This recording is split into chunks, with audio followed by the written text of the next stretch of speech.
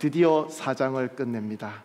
4장 18절부터 25절까지 한 목소리로 함께 받도록 하겠습니다. 시작. 예수께서 갈릴리 호숫가를 거니시다가 두 형제 베드로라고 하는 시몬과 그 동생 안드레를 보셨습니다. 그들은 어부들로 호수에 그물을 던지고 있었습니다. 예수께서 말씀하셨습니다. 와서 나를 따르라. 내가 너희를 사람 낚는 어부로 삼을 것이다. 그러자 그들은 곧 그물을 버리고 예수를 따랐습니다. 예수께서 계속 더 가시다가 다른 두 형제를 만나셨습니다. 그들은 세베대의 아들 야고보와 그 동생 요한이었습니다. 그들은 아버지 세베대와 함께 배에서 그물을 손질하고 있었습니다. 예수께서 부르시자 그들은 곧 배와 아버지를 두고 예수를 따랐습니다. 예수께서 갈릴리 지역을 두루 다니시며 회당에서 가르치시고 복음을 전파하시며 사람들의 모든 질병과 아픈 곳을 고쳐주셨습니다. 예수에 대한 소문이 온 삼천시에 되었습니다. 그리하여 사람들이 병을 앓는 모든 사람들을 예수께 데리고 왔습니다. 그들은 온갖 질병과 고통으로 괴로움을 당하는 사람들, 귀신 들린 사람들, 간질병에 걸린 사람들, 중풍에 걸린 사람들이었습니다. 예수께서 그들을 고쳐주셨습니다. 그러자 갈릴리, 데가볼리, 예루살렘, 유대, 요단강 건너편 지역에서 온 수많은 사람들이 예수를 따랐습니다. 아멘. 사랑하는 하나님, 감사합니다. 하나님 우리에게 주신 말씀이라 믿습니다. 오늘 우리에게 주신 이 말씀을 통하여 우리에게 말씀하여 주시옵소서. 우리 모두는 각자의 인생 또 여러 가지 그런 다른 형편들 속에서 이 땅을 살아가고 있습니다. 하지만 하나님의 말씀은 우리가 어떤 형편, 어떤 상황에 처해 있는 그런 삶을 살고 있다 하더라도 우리에게 분명히 필요한 말씀으로 채워주실 줄로 믿습니다. 하나님, 한 사람도 왔다가 그냥 돌아가지 않도록 주님 붙잡아 주시고 하나님께서 그 마음에 필요한 그 말씀을 하나님께서 허락하여 주시옵소서. 저는 죄인입니다. 가리어 주시고 하나님의 말씀만이 우리 가운데 아름답게 드러날 수 있도록 주여 인도하여 주시옵소서. 감사합니다. 예수님 이름으로 기도합니다. 아멘. 자리에 앉으시기 바랍니다. 제가 이렇게 쭉 보니까 자녀가 없으신 분이 몇 분 안 계세요. 그죠? 여러분 어렸을 때 여러분의 부모님으로부터 아마 이런 말을 들어보신 적이 있을 겁니다. 아마 그리고 그 똑같은 말을 여러분들도 자녀들에게 아마 하셨을 것이고 또 지금도 하고 계실 것이고 앞으로도 하실 것입니다. 모르는 사람 절대 따라가면 안 돼. 이런 말씀 들어본 적이 있으시죠? 아이스크림 준다 해도, 사탕 준다고 약속을 해도 따라가면 안 돼. 집에 귀여운 강아지 있다 그래도 모르는 사람은 절대 따라가면 안 돼 라는 말을 아마 들어보신 적도 있을 것이고 해보신 적도 있을 것입니다. 근데 여러분 오늘 말씀을 읽으면서 그런 생각 들지 않으셨나요? 마태복음에서는 이 예수님의 제자들, 지금 부르시는 이 4명의 제자들이 오늘 처음 본문에 등장합니다. 그죠? 예수님을 언제 봤다고, 사실 잘 이해도 되지 않는 그런 약속의 말씀을 듣고 모든 것을 버려두고 예수님을 따라간다고요? 이런 생각 혹시 들지 않으셨나요? 꽤 그럴싸한 사탕 발린 그런 약속을 주면서 막 순진한 사람들을 유괴하고 있는 그런 모습으로 혹시 그려지지 않았습니까? 저만 나쁜 사람인가요? 베드로와 안드레, 야고보와 요한, 그들은 모두 그물을 버리고 또 오늘 말씀에 보면 22절에 배와 아버지를 두고 예수님을 따랐다라고 말씀하고 있습니다. 우리말 성경을 제가 보면서 우리말 성경은 꽤 예의가 있다 이런 생각이 들었어요. 제가 왜 그런 생각을 했냐면 20절에 보면 그 사람들이 그물을 버려두고 갔다라고 이야기하고 있어요. 근데 22절에 보면 배와 아버지를 그냥 두고 왔다라고 이야기를 하고 있어요. 사실 그 두 단어가 원어로는 똑같은 단어입니다. 그런데 이 차마 아버지를 버린다라는 말을 하기가 너무 좀 죄송했는지 배와 아버지는 두고 그물은 버리고 그렇게 제자들이 예수님을 따랐다라고 성경은 말씀하고 있습니다. 그들은 어부였습니다. 그들은 생계에 있어서 어쩌면 가장 중요한 것들이라고 할 수 있는 배와 그물, 심지어 아버지까지도 두고, 그죠? 오늘 처음 만나는 것이라고 여겨지는 아직 서로 아무런 대화를 나눈 것 같아 보이지도 않는 예수님께서 오셔서 와서 나를 따라라, 내가 너를 사람 낚는 어부로 삼을 것이다 라는 그 말씀 한마디에 따라 나선다는 것, 약간 좀 이상하다라는 생각이 들 수도 있을 것 같습니다. 그래서 우리가 이 장면을 제대로 이해하기 위해서는 다른 복음서들에 기록되어져 있는 연관된 이야기들을 함께 보면서 이 이야기를 확인해 나갈 필요가 있습니다. 그래서 이 혹은 이상해 보일 수 있는 이 상황에 대해서 이해를 더 넓히고 과연 진짜로 무슨 일이 있었는지를 먼저 확인해 보도록 하겠습니다. 먼저 요한복음으로 가볼 텐데요. 요한복음 1장에 보면 29절에 세례 요한이 이렇게 말합니다. 다음 날 요한은 예수께서 자기에게 다가오시는 것을 보고 말했습니다. 보시오, 세상 죄를 지고 가는 하나님의 어린 양이십니다. 그리고 34절로 가보면요, 나는 그것을 보았습니다. 세례 요한이 계속 예수님에 대해서 이야기하고 있어요. 그래서 이분이 하나님의 아들이라고 증언하는 것입니다. 자, 이 사건은 언제 있었을까요? 우리 지난주 마태복음 말씀에서 세례 요한은 감옥에 갇히게 되었습니다. 그리고 거기서 죽음을 맞이했습니다. 그 말은 우리가 지난주에 보았던 그 마태복음 말씀 이전에 이 요한복음 1장 말씀이 있었다. 왜냐하면 요한이 잡히기 전의 이야기니까 그렇게 우리가 이해할 수 있는 것입니다. 그래서 오늘 읽은 이 마태복음 본문 이전에 요한복음 1장 말씀이 있었다라고 우리가 추측해 볼 수 있습니다. 자, 이제 35절, 37절까지 한번 보겠습니다. 다음 날 요한은 자기 두 제자와 함께, 세례 요한은 제자들이 있었어요. 다시 그곳에 서 있다가 예수께서 지나가시는 것을 보고 말했습니다. 보라, 하나님의 어린 양이시다. 똑같은 말을 세례 요한이 했죠. 그 말을 듣고 요한의 두 제자가 예수를 따라갔습니다. 자, 따라갔다라고 해서 이 요한의 제자 두 사람이 바로 예수님의 제자가 되었다라는 것은 아닙니다. 그냥 따라가 봤다라는 그런 의미입니다. 자, 이제 40절부터 요한의 말을 듣고 예수를 따라간 두 사람 중 한 사람은 시몬 베드로의 동생 안드레였습니다. 자, 오늘 마태복음 본문에 등장하는 사람이 드디어 나왔습니다. 예수님께서 처음 만나서 제자로 부르시는 그 두 사람 중에 한 명이 안드레였고 그 다른 사람이 베드로였죠. 그리고 오늘 41절에 보면 안드레는 베드로를 찾아서 말했습니다. 우리가 이사야를 만났다. 아니, 메시아를 만났다. 메시아는 그리스도라는 뜻입니다.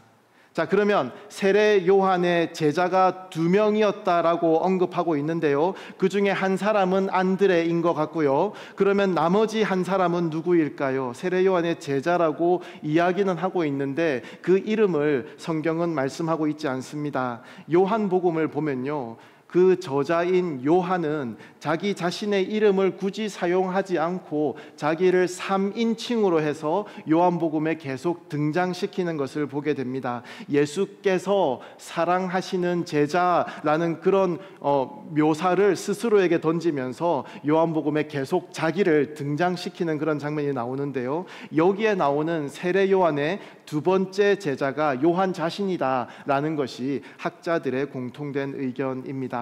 자, 그래서 오늘 본문 마태복음 4장에서 예수님이 이 사람들과 만나서 제자로 부르시는 그 이야기가 있기 전에 이미 요한과 안드레, 베드로, 적어도 이 세 사람은 예수님을 만났다라는 것을 알 수 있습니다. 그냥 만난 것이 아니라 요한이랑 안드레 같은 경우에는 세례 요한으로부터 이분이 누구이신지에 대해서, 이분이 메시아라고, 이분이 하나님의 아들이라고, 하나님의 어린 양이라고 이런 이야기들을 들었다는 것도 알 수 있습니다.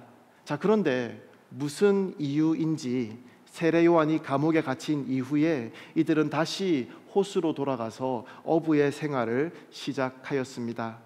아마도 그 시점에서는 예수님에 대해서 그들이 알 수 있었던 것은 예수님에 대한 세례 요한의 가르침 밖에 없었을 것이죠. 예수님이 누구이신지에 대해서 들었지만 그 내용들이 아직은 그들에게 큰 확신으로 다가오지 않았다라는 것입니다. 한번 예수님을 따라가 보기는 했지만 그를 계속해서 따라갈 만큼의 그런 확신이 그에게 아직 없었다라는 것이죠. 여러분, 그들은 구도자였습니다. 진리를 구하는 사람들이었습니다. 세례 요한의 제자라고 일컬어질 정도라면 그냥 궁금증만 가지고 있었던 그런 사람들이 아니었다라는 것이죠. 하나님께서 하시는 일에 대해서, 특히 이 세례 요한이 이야기하고 있는 메시아에 대해서, 세상 죄를 지고 가고 있는 하나님의 어린 양에 대해서 큰 관심을 가지고 있었던 그런 사람이었다라는 것입니다. 그들도 구약이 약속하는 대로 메시아를 기다리고 있었던 그런 사람이었다라는 것입니다. 하지만 여전히 그들에게는 풀리지 않는 것들이 있었다라는 것이죠. 여전히 그들에게는 확신으로 다가오는 무언가가 없었다라는 것입니다. 그래서인지 그들은 다시 어부의 일로 돌아가서 고기를 잡는 일을 하고 있었습니다. 자, 이제 누가복음으로 가보겠습니다. 누가복음 5장 1절입니다. 예수께서 하나님의 말씀을 들으려는 사람들에게 둘러싸여 게네사렛 호숫가에 서 계셨습니다. 자, 갈릴리 지역에 예수님의 이름이 이제 엄청나게 알려지기 시작했습니다. 사람들이 예수님에게 막 몰려와서 그를 둘러싸기 시작했어요. 하나님 말씀을 그에게서 들을 수 있다라는 것을 그 사람들이 보았다는 것입니다. 무슨 말이냐면 마태복음 4장에서 예수님께서 이 4명의 사람들을 만나서 제자로 부르실 때 그들은 예수님에 대해서 아무것도 모르고 들어본 적이 없는 그런 상황이 아니었을 거라는 것입니다. 이미 많은 사람들이 예수님에 대해서 알고 있었고 이야기하고 있었던 그런 상황이었다고 우리가 알 수 있습니다. 자, 2절, 예수께서 보시니 배 두 척이 호숫가에 되어 있고 어부들은 배에서 내려 그물을 씻고 있었습니다. 3절, 예수께서는 그들 중 시몬의 배에 올라타, 시몬은 베드로죠, 그에게 배를 뭇에서 조금 떼어 놓으라고 말씀하셨습니다. 그러고는 배 위에 앉아 사람들을 가르치셨습니다. 그래서 베드로와 안드레는 그곳에서 예수님께서 가르치시는 것을 아마 직접 다 들었을 것입니다. 아니, 자기 배를 뭇에서 좀 띄어가지고 거기에 좀 세워두라고 부탁을 하셨는데, 그래서 자기 배에 예수님이 타셔가지고 말씀을 이야기하고 있는데 그래, 너는 떠들어, 나는 내가 할 일 할 거야 라고 할 사람은 아마 아무도 없을 거예요. 배가 그들에게 있어서 아주 중요한 그런 재산이었기 때문이죠. 그리고 적어도 안드레나 베드로 중 한 명은 그 배를 정박시켜야 될 거잖아요. 그러니까 아마도 예수님과 배에 같이 타고 있었지 않았을까라고도 우리가 추측할 수 있습니다. 자, 4절로 가보겠습니다. 말씀을 마치신 후 예수께서 시몬에게 명령하셨습니다. 물이 깊은 곳으로 나가 그물을 내리고 고기를 잡아라. 그랬더니 5절에서 베드로가 대답하죠. 선생님, 저희가 밤새도록 애썼지만 아무것도 잡지 못했습니다. 그러나 선생님의 말씀대로 제가 그물을 내려 보겠습니다. 자, 여기서 베드로는 예수님을 선생님이라고 부릅니다. 영어로는 master인데요. 지금 베드로가 사용하는 이 용어는 단지 훌륭한 가르침을 주시는 좋은 선생님께 존경의 마음을 담아서 부르는 그런 호칭입니다. 많은 사람들이 예수님에게서 하나님 말씀에 대한 가르침을 원했던 것으로 보였기 때문에 이 예수님을 존경하는 그런 의미로 선생님이라고 불렀던 것입니다. 이 시점에 베드로에게 예수님은 단지 좋은 훌륭한 선생님이었다라는 것입니다. 우리가 잘 아는 이야기가 이어지죠. 밤새도록 그들이 애를 썼음에도 불구하고 고기를 한 마리도 잡지 못했지만 예수님의 명령에 의지해서 그물을 내렸더니 그 그물이 찢어질 정도로 고기가 많이 잡힙니다. 옆에 있는 다른 배를 불러다가 2배에 고기를 실었는데도 그 2배가 다 가라앉을 지경이 되어버렸다라는 것이죠. 이제 8절입니다. 시몬 베드로가 이 광경을 보고 예수의 무릎 앞에 엎드려 말했습니다. 주여, 제게서 떠나십시오. 저는 죄인입니다. 이 베드로의 예수님에 대한 호칭이 바뀌었습니다. 보이죠? 여기서는 주여라고 이야기합니다. 주여라는 이 말은 헬라어로 curious입니다. 여기는 2인칭이기 때문에 curie라는 단어를 썼습니다. 신약에서 이 단어는 주로 하나님을 지칭하는 단어입니다. 물론 선생님, 주인님 같은 그런 다른 뜻도 가지고 있지만 지금 베드로가 지금 취하고 있는 행동을 보십시오. 그리고 자기가 죄인이라고 자기를 떠나가라고 말하는 것을 보면 절대적인 존재, 어떠한 초월적인 존재를 향한 두려움에 사로잡혀 말한 것이다 라고 우리는 볼 수 있습니다. 특히 구약의 이 히브리어를 신약의 헬라어로 번역한 성경을 70인역이라 그러죠. 그 70인역 성경에서는 구약의 하나님의 이름 야훼를 전부 다 이 단어 curious, 주여라는 단어로 번역하고 있습니다. 자, 베드로는 바로 직전에는 예수님을 선생님이라고 불렀는데 이 놀라운 경험을 통해서 그는 온 천지를 창조하신 하나님 아버지의 전능하신 능력을 예수님에게서 보았던 것입니다. 갈릴리 지역 전체가 그랬듯이 베드로도 어둠 가운데 있었습니다. 지난주에 말씀드렸죠. 그래서 세례 요한이 예수님에 대해서 말씀하고 있는 그런 증언을 들었음에도 불구하고, 아니 심지어 예수님께서 자기 바로 눈앞에서 하나님 말씀에 대해서 가르치고 계시는데도 불구하고 전혀 이해하지 못하고 보지 못하고 있었지만, 비로소 예수님께서 의도하신 그때에, 예수님께서 의도하신 그 방법으로 예수님께서 그 빛을 그에게 비춰주실 때 베드로는 이제 볼 수 있었던 것입니다. 그가 바로 살아계신 하나님의 아들이라는 말씀이 무엇을 뜻하는지는 베드로가 깨닫게 되었다라는 것입니다. 그가 비로소 이해하게 되었다라는 것입니다. 그래서 베드로는 예수님의 무릎 앞에 엎드려서 말합니다. 주여, 제게서 떠나십시오. 저는 죄인입니다. 이것은 거룩하신 하나님 앞에 서 있는 사람들의 당연하고 또 우리에게 익숙한 그런 반응입니다. 이사야가 보좌에 앉으신 거룩하신 그 만군의 여호와 하나님 앞에 섰을 때에 그는 두려움 가운데 외칩니다. 아, 내게 재앙이 있겠구나. 내가 죽게 됐구나. 나는 더러운 죄인인데 거룩하신 하나님을 내가 보았으니 나는 이제 죽게 되었다라고 고백하였던 것을 우리가 기억합니다. 베드로도 마찬가지입니다. 주여, 제게서 떠나십시오. 저는 죄인입니다. 그리고 누가복음 5장 10절에서 예수님은 베드로에게 오늘 본문에서 봤던 아주 흡사한 약속을 하십니다. 이제부터 너는 사람을 낚을 것이다. 그래서 우리가 알 수 있는 것은 오늘 본문 마태복음 4장에서 베드로와 안드레는 예수님이라는 그들이 전에는 한 번도 만난 적 없는 낯선 사람의 단번에 이해하기도 힘든 이상한 약속을 듣고 무언가에 홀린 듯이 다른 것을 다 버려두고 예수님을 따른 그런 그림이 아니라는 것입니다. 주여, 내게서 떠나십시오. 나는 죄인입니다. 이 베드로의 고백에 대한 반응으로 예수님께서 하신 약속이 우리 오늘 본문에 등장하는 말씀이다라는 것입니다. 와서 나를 따라라. 내가 너희를 사람 낚는 어부로 삼을 것이다. 자, 이제 마태복음의 이야기가 이해가 되시죠? 지금 그들은 사실 메시아를 찾고 있었지만 지금까지는 아직 예수님에 대해 확신이 없었던 것이고 그 기적을 경험한 뒤에 그들은 예수님에 대한 확신을 가질 수 있게 되었다라는 것입니다. 그래서 그 예수님의 부르심에 그들이 기꺼이 응답하고 있는 장면을 우리가 보고 있는 것입니다. 자, 그런데 놀라운 것은 마태복음은 이 누가복음과 요한복음에서 이야기하고 있는 이 모든 이야기들을 하나도 기록하지 않고 있습니다. 다 건너뛰어 버렸다는 것이죠. 아니, 한번 생각해 보십시오. 마태복음은 이 엄청난 양의 물고기를 잡게 되는 이 흥미로운 그런 이야기를 독자들이 읽으면 와, 이게 무슨 일이야? 하면서 계속 이야기를 읽고 싶을 것 같은데 그런 것들은 하나도 만들어 놓지 않고 되게 지루한, 어쩌면 이해하기 힘든 그런 말씀들만 여기에 놔두고 있다라는 것이죠. 왜냐하면 마태복음은 분명한 목적을 가지고 단지 독자들의 흥미를 유발하기 위해서 그 내용을 적고 있는 것이 아니기 때문입니다.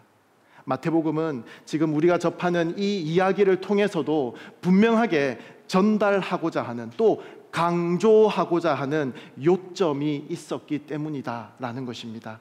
오늘 이야기를 통해서 마태복음이 강조하려고 했던 것이 있었다라는 말씀이죠. 오늘은 그 내용을 살펴보도록 하겠습니다.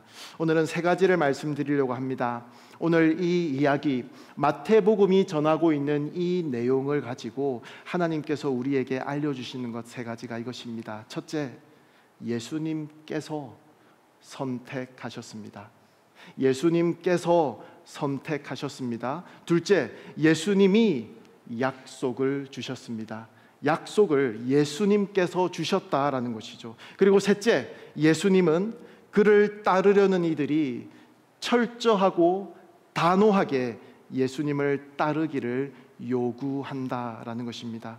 제가 영어로 radical following 이라는 단어를 한번 붙여 보겠습니다. 그냥 대충 따르는 것을 원하지 않는다라는 것이죠. 자, 그럼 이제 하나씩 이 세 가지를 살펴보도록 하겠습니다. 첫째, 하나님께서 우리를 선택하셨습니다. 우리가 하나님을 선택한 것이 아닙니다. 여러분, 우리가 분명하게 여기서 고백해야 합니다. 우리가 예수님을 따르는 것은 하나님께서 우리를 먼저 선택하시고 하나님께서 우리를 먼저 부르셨기 때문입니다. 아니, 내가 지금 여기에 예배당에 내가 내 발로 찾아왔는데요, 내가 하나님을 믿겠다고 내가 결심한 거잖아요. 내가 기독교를 선택한 거 아닌가요? 라고 생각하시는 분이 계십니까? 제가 지난 주일 예배 후에 새신자 교육 시간이 있었는데요, 그때 나누었던 예화가 하나 있습니다. 이번 설교를 준비하다가 여기 이 부분에서 이 예화를 사용하는 것이 적절하겠다라는 생각이 들면서 또 한편으로는 이럴 줄 알았으면 그때 이야기하지 말걸 하는 그런 생각도 들었습니다. 이미 들으신 분이 세 분 있는데요, 제가 굳이 눈길을 들이지는 않겠습니다. 그냥 들어주시기 바랍니다. 제가 불치병에 걸렸다라고 가정을 해보겠습니다. 세상에 그 어떤 약을 써도, 그 어떤 시술을 통해서도 고칠 수 없는 그런 병에 걸렸다라는 것입니다. 그래서 좌절 가운데, 죽음의 그런 공포 가운데 하루하루를 살아가고 있었다라고 가정해 보겠습니다.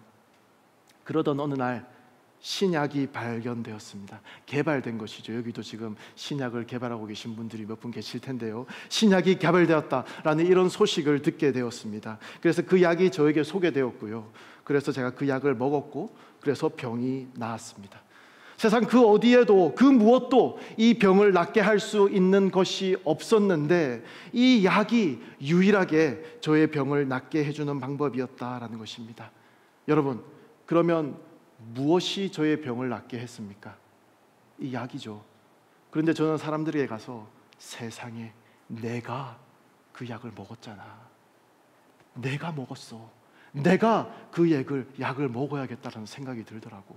그래서 내가 그걸 먹었잖아.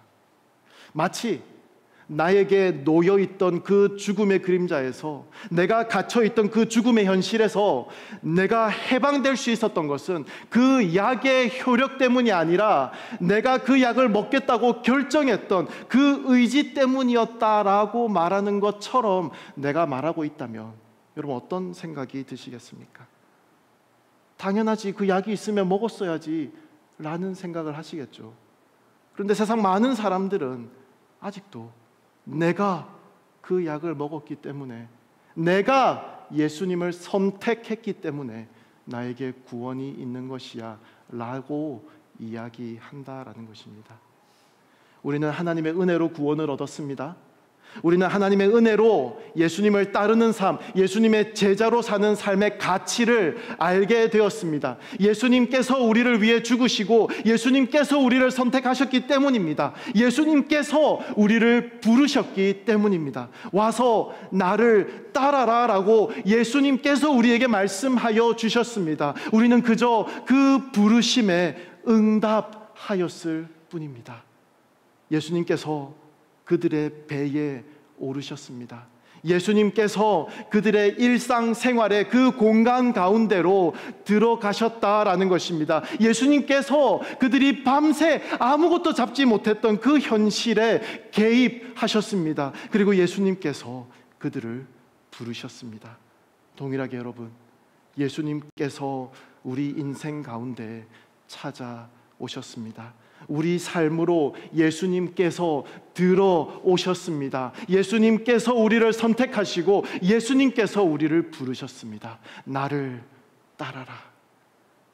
여러분, 사실 그렇지 않습니까? 예수님께서는 그들의 고기잡이의 이 사업에 대해서 굳이 관심을 두지 않으셔도 괜찮습니다. 하지만 예수님께서는 그들의 일상, 그런 평범한 일상의 자리까지 그 고기잡이 현장을 무시하지 않으셨습니다. 오히려 예수님께서 먼저 그 그물을 저쪽에 던져보라고 말씀하셨습니다. 이를 통해서 하나님의 영광을 드러내기로, 이 방법으로 하나님의 영광을 나타내기로 예수님께서 결정하셨다라는 것이죠.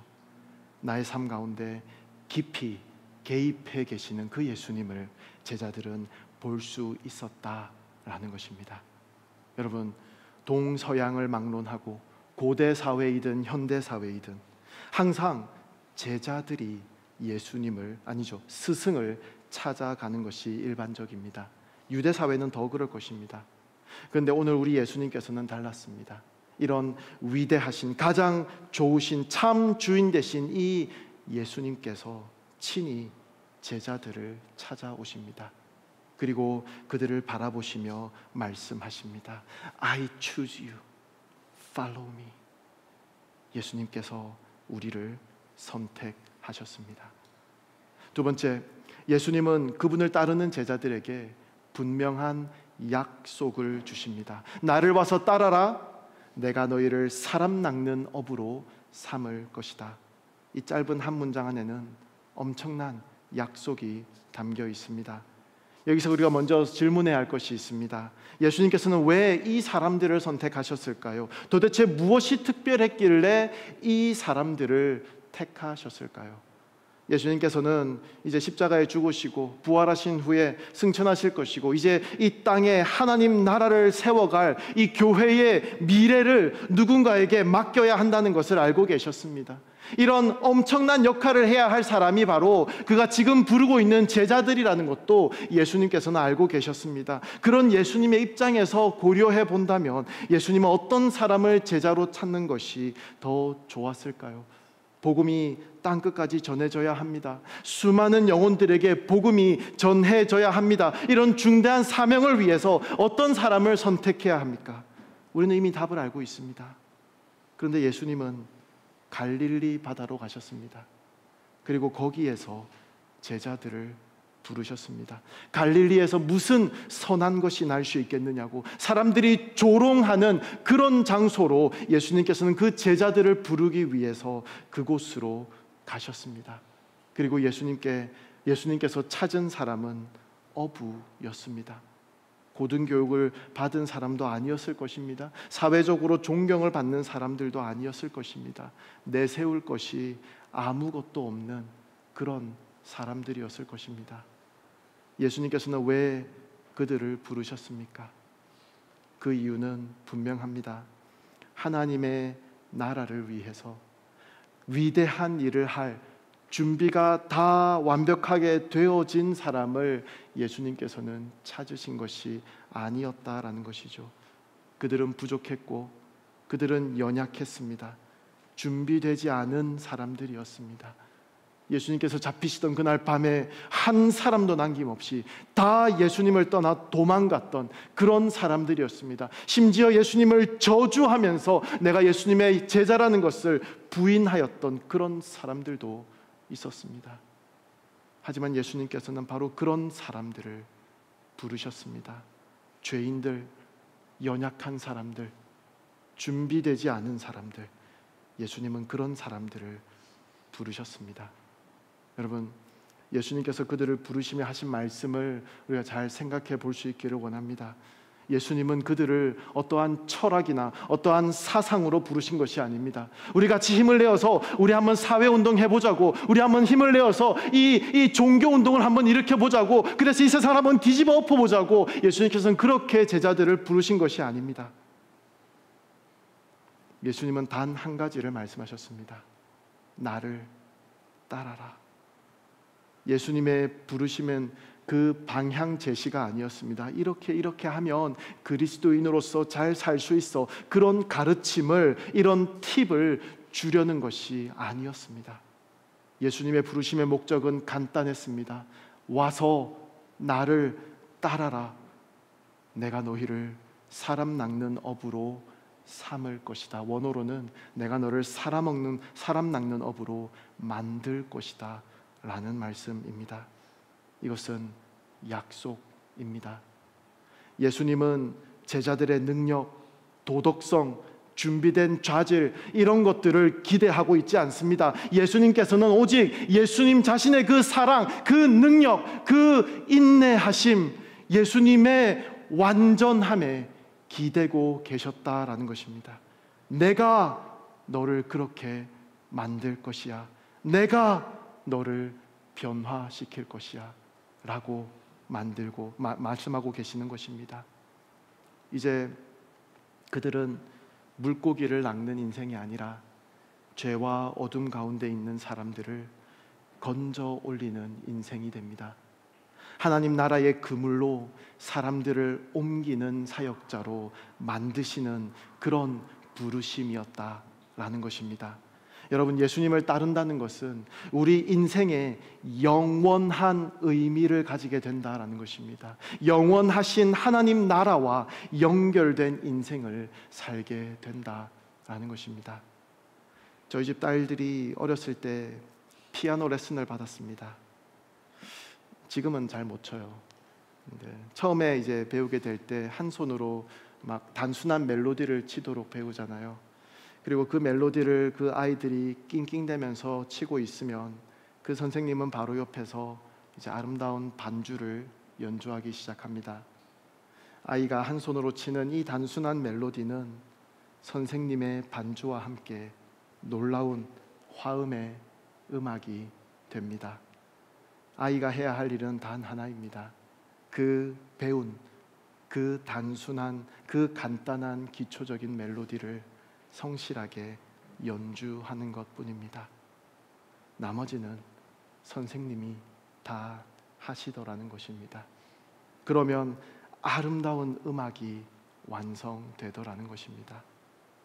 여러분, 예수님께서 우리에게 하시는 일도 이와 같습니다. 예수님은 우리에게 뭔가 대단한 것을 요구하는 것이 아닙니다. 우리가 할 수 있는 그 일에 충실하라는 것입니다.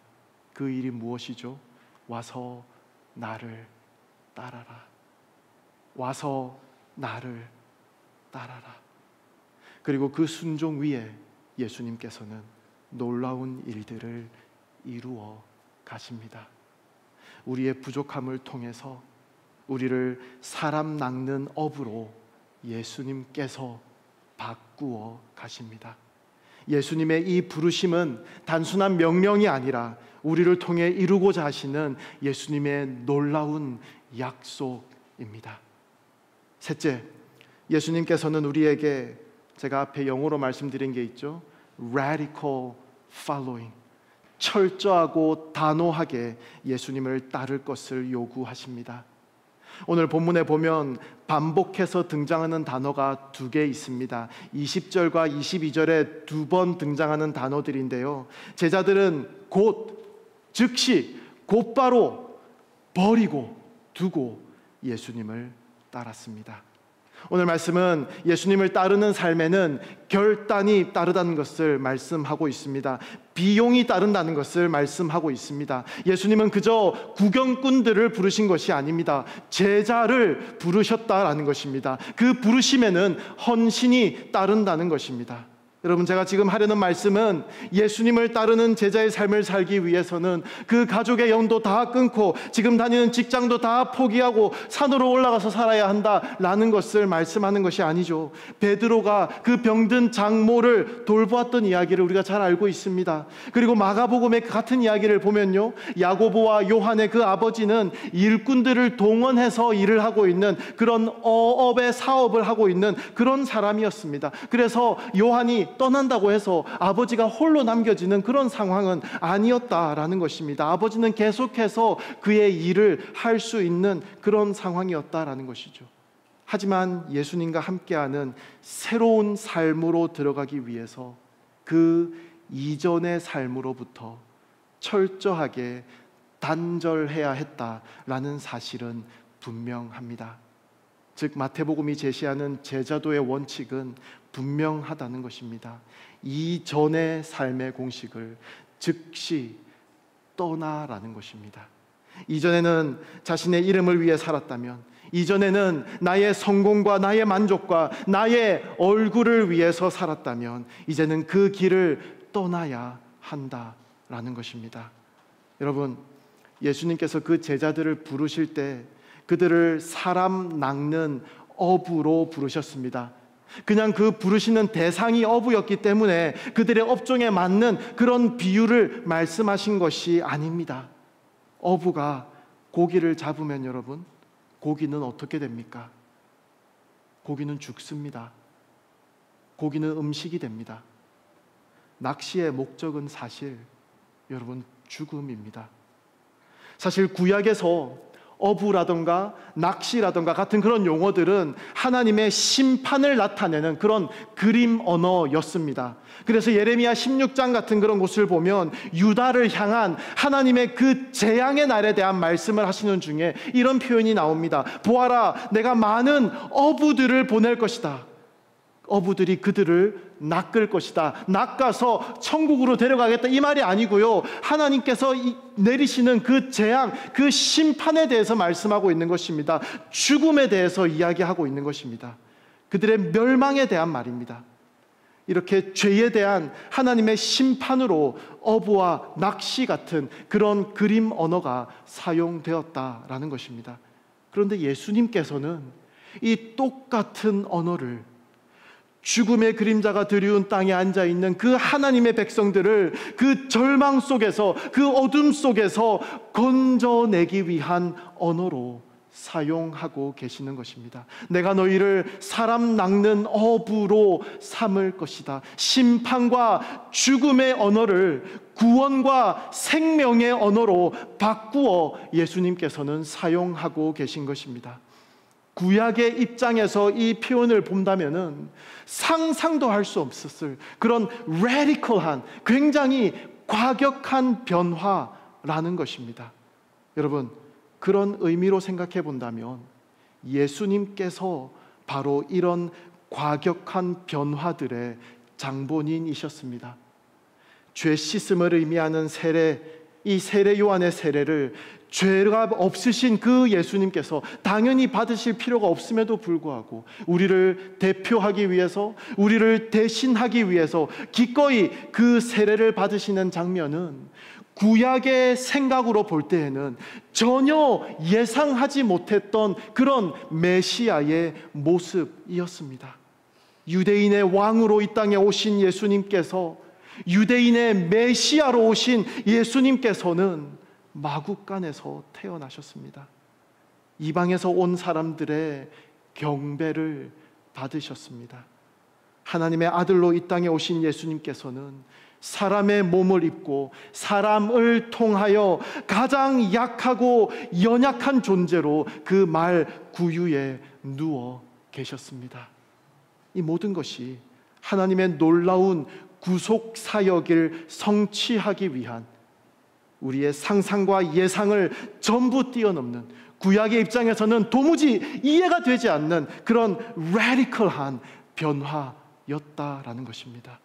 그리고 그 예수님께서 동일하게 하나님의 놀라운 구속 사역의 성취를 위해 그 제자들에게 이런 radical한, 급진적이고 과격해 보일 수 있는 그런 변화를 요구하시는 것입니다. 옛 사람은 죽었으니 새 사람으로 살아가라는 것입니다.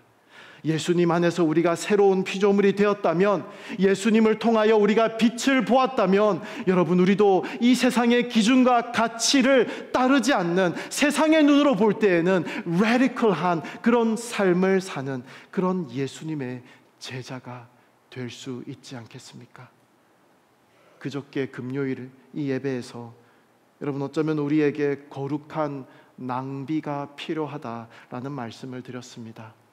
우리의 시간과 우리의 에너지를 하나님과의 동행을 위해서, 하나님 나라를 위해서 아까워하지 않는 예수님을 따르는 예수님의 제자로 여러분 살아가시기를 부탁드립니다. 오늘 본문 마지막 절에 보면요, 한글로는 잘 드러나지 않지만 마태복음에서 처음으로 사용하는 단어가 하나 있습니다. 영어로 crowd, 많은 사람들이라는 단어가 마태복음에 여기서 처음 등장합니다. 그리고 이때부터 마태복음은 disciples, 제자들과 crowd, 많은 사람들을 서로 다른 방식으로 구별하여 사용하기 시작합니다. 제자는 예수님을 진심으로 따르는 사람들입니다.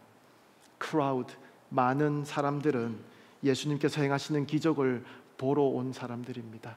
예수님이 진짜 누구이신지 알고자 하기보다는 호기심이나 관심으로 가까이 온 사람들입니다. 여러분, 제가 감히 여쭙겠습니다. 여러분은 제자입니까? 아니면 이 많은 사람들 중에 한 명입니까? 마태복음 마지막 장에 보면 부활하신 예수님께서 승천하시기 전에 제자들에게 마지막으로 당부하신 말씀이 있습니다. 그러므로 너희는 가서 모든 민족을 제자로 삼아. 예수님은 많은 사람들, 크라우드를 원하시는 것이 아니라 제자를 원하십니다. 그리고 예수님은 그 제자들에게 약속하시죠. 내가 세상 끝날까지 너희와 항상 함께 있을 것이다. 여러분, 이 약속은 지금도 동일하게 살아 있습니다. 예수님을 따르는 제자라면 우리가 어디를 가든지 예수님의 이름이 우리와 함께 하고 있을 것입니다. 성경은 계속해서 그런 이야기들을 우리에게 보여주십니다. 예수님께서 부활하신 이후에 예수님께서 약속하신 성령께서 그 제자들이 어디를 가든지, 그들이 무엇을 하든지 그곳에서 함께 하시며 역사하셨던 그 모든 현장들을 우리가 기억하고 있습니다. 우리의 인생 이야기는 단지 우리의 이야기로 끝나지 않는다는 것입니다. 항상 함께 하겠노라고 약속하셨던 그 예수님의 이야기로 연결되는 인생이라는 것입니다. 예수님의 그 흔적으로 가득 채워지는 우리의 인생이라는 것입니다. 그런 아름다운 제자의 삶을 우리가 함께 살아갈 수 있기를 원합니다. 기도합니다. 사랑하는 하나님, 예수 그리스도의 부르심 앞에 선 제자들처럼 우리도 이 시간 주님의 음성을 듣습니다. 우리를 먼저 찾아오시고 먼저 사랑하여 주시며 먼저 우리의 삶에 개입하여 주시고 먼저 우리를 불러주신 주님, 그 놀라운 은혜에 감사합니다. 우리는 연약하고 사실 우리는 준비되지 않았고 주님, 우리는 자격도 없는 사람들이지만 와서 나를 따라라 하신 그 주님의 부르심 앞에 기꺼이 순종하기를 원합니다. 다른 어떠한 대단한 일들이 아니라 우리 예수님을 따르는 삶을 오 주님 살기를 원합니다. 우리 예수님께서 앞장서신 그 걸을, 그 길을 우리도 감사함으로 따라가기를 원합니다.